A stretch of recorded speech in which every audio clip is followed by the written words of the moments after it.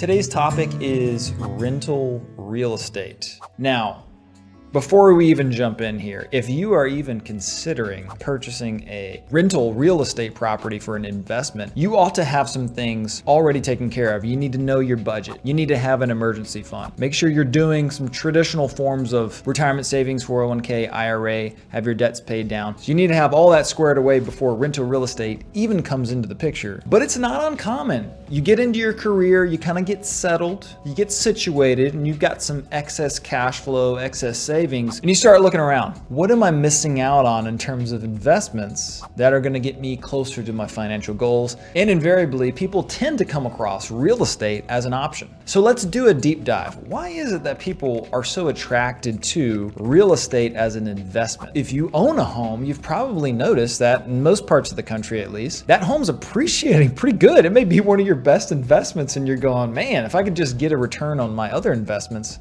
like I have in my home, then I'd be doing all right. So one is you've noticed, or you just are generally aware of the appreciation of the asset. But of course, a great benefit too of rental real estate should be the cash flows. Meaning not only is the price of the property increasing over time, but ideally you have a tenant in that property that's paying rent and you get that cash flow. Another benefit that is oft mentioned, but perhaps not as well understood, are the potential tax benefits of owning rental real estate. We'll go into those a little bit here later, but first let's turn to some of the potential disadvantages or cons of owning rental real estate. Because while it's true, rental real estate can be a phenomenal investment, you should be aware of the ways in which it could potentially go wrong.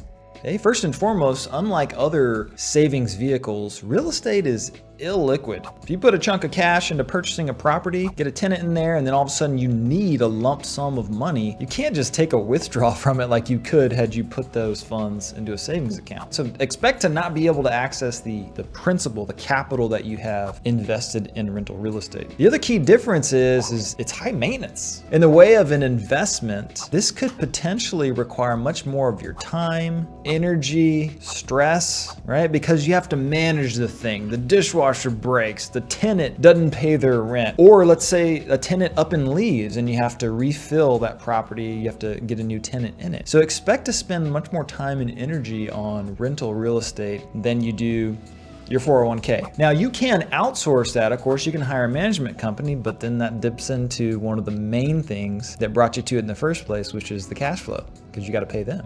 So let's briefly touch on as well some of the potential impacts of rental real estate on other areas of your finances. So let's talk about tax. We mentioned that earlier. You know, a lot of people go, real estate, it's great, tax benefits, without really knowing what the tax benefits are. So a lot of this is going to depend on how you structure your rental real estate from a tax standpoint, from a business entity standpoint. Most people simply own rental real estate in their own name and just conduct it as a passive real estate activity, in which case there's not a lot of legal complexity as far as business entities and the like. Then they treat it as a passive income generating asset. In which case, really the tax benefit is that the cash flow that you receive from the net income from the real estate can be offset by the depreciation of the home itself over time, resulting in an ideal case, tax advantage or tax-free income to you. That's great. Now, if you've structured yours more as an actively run real estate operation, now we're getting a little bit more complicated. There are some terms and conditions and some requirements on as far as your activity and your involvement in that enterprise to be able to categorize it as such. But I have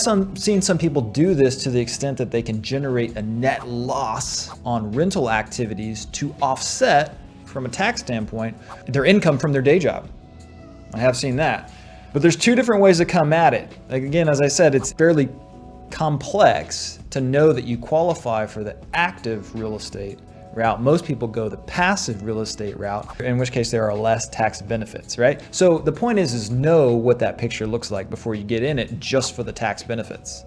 Let's talk about cash flow. Let's say you get into a property, you get it rented out, and then all of a sudden you have to evict your tenant.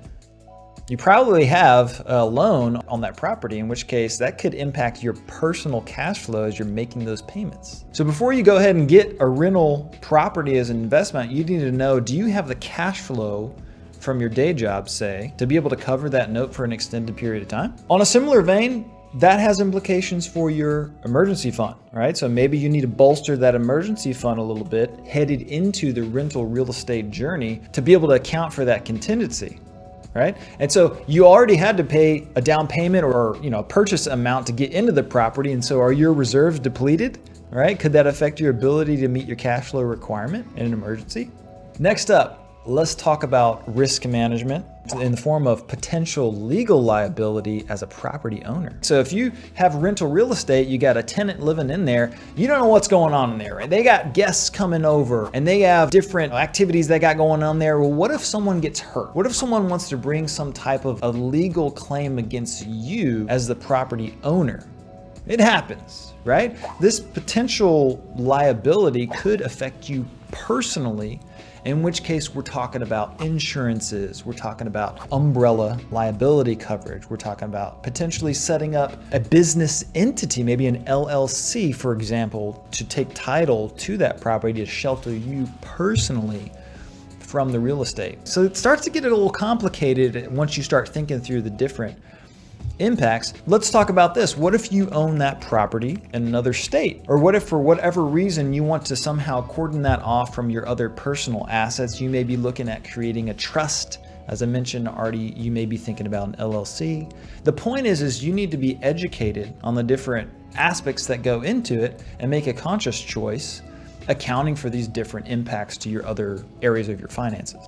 So look, don't get a whole doom and gloom picture here. I'm not trying to talk you out of it, all right? I have rental real estate. It's a great investment. It can be, right? But the point is maybe there's more to it than you were initially aware of at first glance. So think about it like this. In the investing world in general, when you're headed into a venture, you want to take stock. And you want to ask yourself, there's real estate professionals out there that do this. This is what they do. So you want to look at you and go, with regards to rental real estate, is there some kind of advantage that I have that would predispose me to success in this venture? And think about it in terms of potential advantages that are informational, analytical, behavioral, structural. I'll briefly touch on those. So informational, do you know all of the information that you would need to know to be successful in rental real estate? I just covered a bunch of different topics: tax, liability, cash flow, all that. Are you well versed on that? If you can check that box, maybe that's a good sign. If you have all the information, can you properly interpret it to discern best courses of action? Right? Maybe you got all the information, but you're just not as good at parsing through it. If you are good at parsing through it and analyzing it, maybe that's a good sign. Behavioral. Maybe you have all the information, can parse through it, decide on a course of action, but can you be disciplined and implement those next steps? On this point, let me ask you this. Is everyone in your household aligned with this adventure? Is everyone kind of on the same page, knowing all of these different factors and going, yes, we're going to do it? You certainly don't want some outside investment strategy to cause strife in the household. And lastly, structural. Do you have a team in place? Do you have contacts?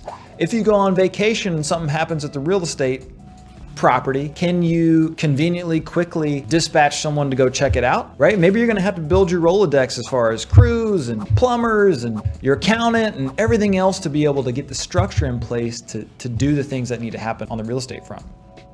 So again, not trying to dissuade you, real estate is an awesome investment for good reason, and there's lots of people in that game. If you're considering getting in that game, don't let me dissuade you, but certainly you need to be educated on all of these different topics we've covered today.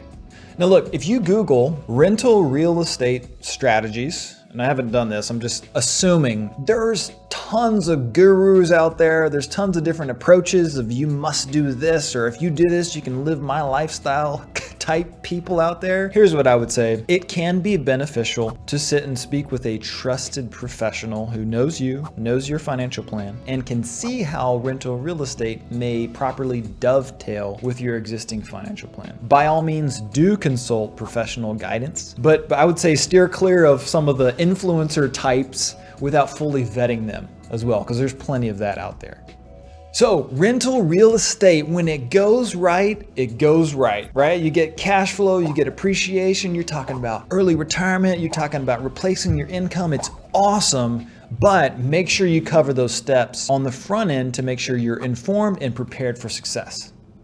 By all means, if anything I've mentioned here prompts additional questions, or maybe you want to explore further how rental real estate may or may not make sense for you, we are ready and standing by to answer your questions.